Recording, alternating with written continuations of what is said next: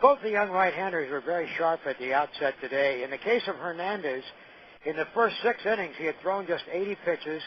5 of the 6 innings had been 1-2-3. The A's mustered a mild threat in the third when Scudero doubled down the right field line to start the inning. And after Swisher struck out on a Matt Watson sharp comebacker to the mound, Scudero was thrown out trying to go to third. And although Ellis singled and a Flair singled to right field afterward, the A's had runners at the corners, but Jason Kendall bounced out, and that ended that threat, the only threat in the first 6 innings. Blanton, meantime, was nearly as effective. He gave up a 1-out double to Adrian Beltre in the second, but retired the next 2. Beltre stranded at second. And in the fourth, a 2-out double to Richie Sexson. They walked Beltre intentionally because he had at that point been 5 for 7 against Blanton career-wise with a double and a home run. And that worked out when Greg Dodds bounced out to end the inning. And in the 5th inning, the athletic right-hander got the benefit of an interference call to put up a 1-2-3 inning. There was actually a base runner in the inning on shortstop Betancourt's single with 1 out. But with Torrealba batting and behind in the count, Betancourt was running. Torrealba struck out. Betancourt reached second base when the ball was not handled cleanly by Ellis, but the plate umpire, Laz Diaz, called out Torrealba for interfering with the throw at the batter's box. And so the double play ended the inning, and we had 5 innings of 0-0 baseball, and you're wondering who in the world is going to finally blink. Well, the A's blinked as it turned out. Ichiro opened the 6th inning with his only hit of the day, a single to center field. And then a pivotal play, sacrificing Jeremy Reed bunted the ball to the right side of the mound, between the mound and first base. Joe Blanton came off the hill straight toward the plate and then veered too late to cut it off, and Reed was on. Runners were at first and second.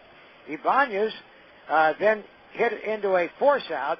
The A's couldn't get a chance to turn 2 because of a hard slide by Reed into Scudero at second base.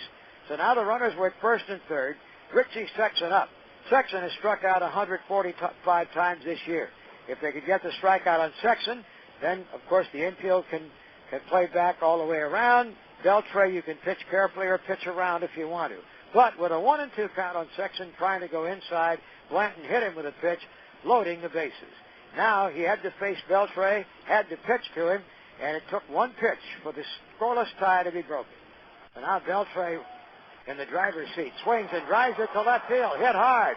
Watson is there, makes the catch. Ichiro tags, comes on in to score, going from second to third, Ibanez, and the Mariners are first on the board. 1-0 in the top of the 6th inning. Beltre drove it hard to left, where Watson was set up in good position, but deep enough to score the run easily. When I said 1 pitch, I didn't mean to imply the first pitch. It was a 2-0 count up there in the hitter's count. Then Greg Dodds, who hurt the A's last year as a fresh call-up rookie in September, did some damage. First pitch. Line drive into center, base hit, 2-0. He jumped on the first offering, and in to score is Ibanez. Down to second is Sexson. And Dodds continues to flourish against the A's. And Jose Lopez then lined out to end the inning, but the A's had that problem of a 2-run deficit the way Hernandez was pitching. When Hernandez got 2 ground ball outs to start the 7th inning, he had 14 ground ball outs, and his outfielders had been virtually unemployed this afternoon until Payton singled to center field for the A's 3rd hit of the ball game. Dan Johnson has been struggling, came to the plate now 0 for his last 13. The battle went to 3-2, and in fact, the Mariners seemed to think they might have had strike 3 on the 2-2 pitch. And then Johnson got one he could handle. Dan singled sharply now into the right center with the field. runner going on the way, swung on a soft liner, 1 hopper into right center for a base hit. Rounding second, Payton goes to third. They're going to hold him there as Reed plays it back. And a base hit to right center by the diving backhanded try of the second baseman Lopez. And now the A's have a shot. They have first and third and 2 away. Now things look very good for the Athletics with runners at the corners. Marco Scudero working Hernandez. He was still pumping fastballs between 95 and 99 miles an hour, but he got to 3-2, and Scudero walked. First walk of the day, the only walk of the day as it turned out. Now it's up to Nick Swisher, who came into the game just 5 for his last 49, had struck out the first 2 times.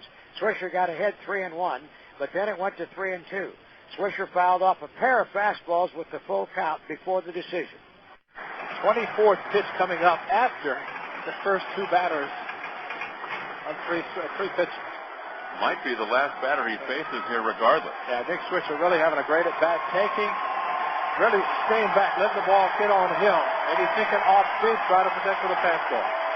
Again, the bases are loaded. The A's are down by 2. We're in the 7th with 2 away. They'll be running. The 3-2 pitch is swung on at a high fly ball to left field. Routine.